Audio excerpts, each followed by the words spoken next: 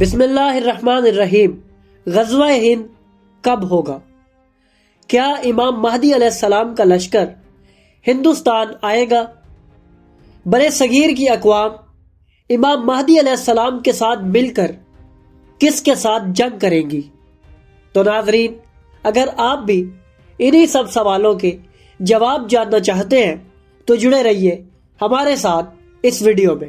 ناظرین، جب بھی قیامت کی نشانیوں کا ذکر کیا جاتا ہے تو غزوہ ہند کا نام بھی لیا جاتا ہے۔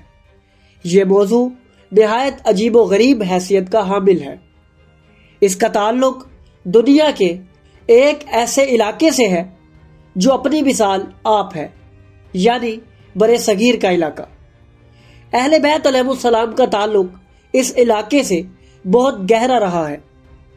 روایات میں ملتا ہے کہ امام حسین علیہ السلام نے شہادت سے پہلے یہ خواہش ظاہر کی کہ مجھے ہندوستان جانے دیا جائے۔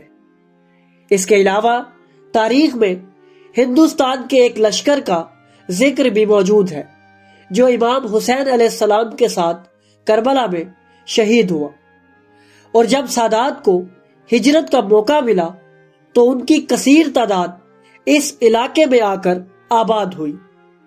کربلا کی یاد اور امام حسین علیہ السلام کی عزاداری کے حوالے سے یہ علاقہ اپنی مثال آپ ہے۔ یہاں موجود بادشاہوں نے سرکاری طور پر امام حسین علیہ السلام کی عزاداری کو برپا کروایا، اور یہ سرزمین اہل بیت علیہ السلام کی محبت سے بھری پڑی ہے۔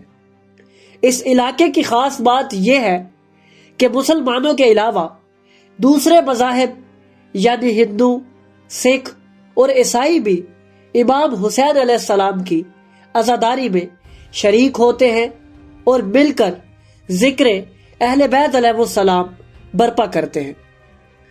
قیامت کی نشانیوں میں یہ علاقہ بھی خاص اہمیت کا حامل ہے۔ آخری زمانے میں یہ علاقہ ایک خاص مقام ہوگا جس کا ذکر ہمیں روایات میں ملتا ہے۔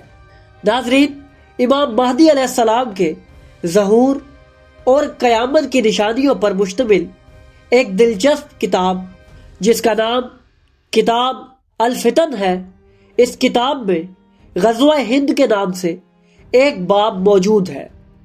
اس میں روایت ہے کہ قیامت کے نزدیک بیت المقدس کا حاکم ہندوستان کی طرف ایک لشکر بھیجے گا۔ یہ لشکر ہندوستان فتح کر لے گا اور وہاں کے سارے خزانے لوٹ لے گا، پھر ان خزانوں کو بیت المقدس کے لیے مخصوص کر دیا جائے گا۔ یہ لشکر بیت المقدس کے حاکم کے پاس ہندوستان کے بادشاہوں اور راجاؤں کو زنجیروں میں جکڑ کر پیش کرے گا۔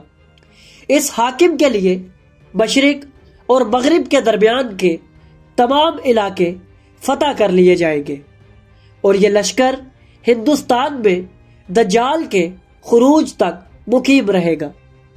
ناظرین، اس روایت سے ہمیں معلوم ہوتا ہے کہ ان قریب ہندوستان پر بھی حملہ کیا جائے گا جو کہ دجال کی آمد سے پہلے ہوگا۔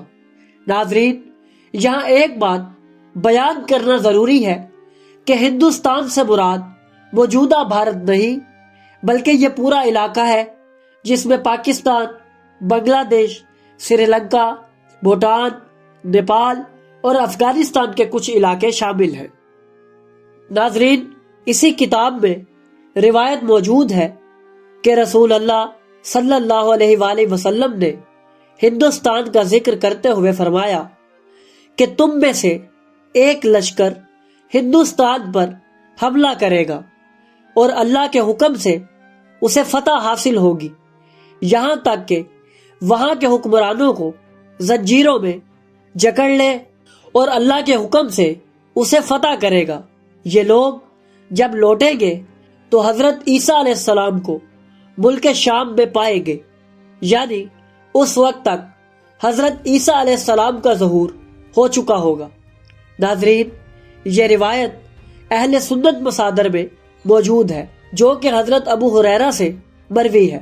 اس روایت کو ذکر کرنے کے بعد حضرت ابو ہریرہ نے فرمایا کہ اگر وہ غزوہ ہند مجھے ملا تو میں اپنی نئی اور پرانی ہر چیز کو بیچ کر اس غزوے میں حصہ لوں گا۔ جب اللہ ہمیں فتح دے گا اور ہم واپس آئیں گے، اس وقت میں لازمی طور پر گناہوں سے آزاد ہو جاؤں گا۔ میں ملک شام جاؤں گا جہاں حضرت عیسیٰ علیہ السلام کی زیارت کروں گا، اور میری ہر ممکن کوشش ہوگی کہ میں ان کے پاس جا کر انہیں بتاؤں کہ میں نے رسول اللہ صلی اللہ علیہ وآلہ وسلم کی صحبت حاصل کی۔ ناظرین، حدیث کی کتابوں میں روایت موجود ہے کہ صحابی فرماتے ہیں کہ ہم سے اللہ کے رسول نے غزوہ ہند کا وعدہ لیا ہے، اگر ہم نے اسے پایا تو ہم اپنی جان و مال سب کچھ لوٹا دیں گے اور بہترین شہید کہلائیں گے، اور اگر زندہ واپس آ گئے تو گناہوں سے آزاد ہو چکے ہوں گے۔ ناظرین، ایک اور روایت اس کتاب میں موجود ہے کہ مسلمانوں کے ایک خلیفہ کے ہاتھوں قسطنطنیہ اور روم فتح ہوگا، اور اسی دوران دجال لوگوں کے سامنے ظاہر ہوگا۔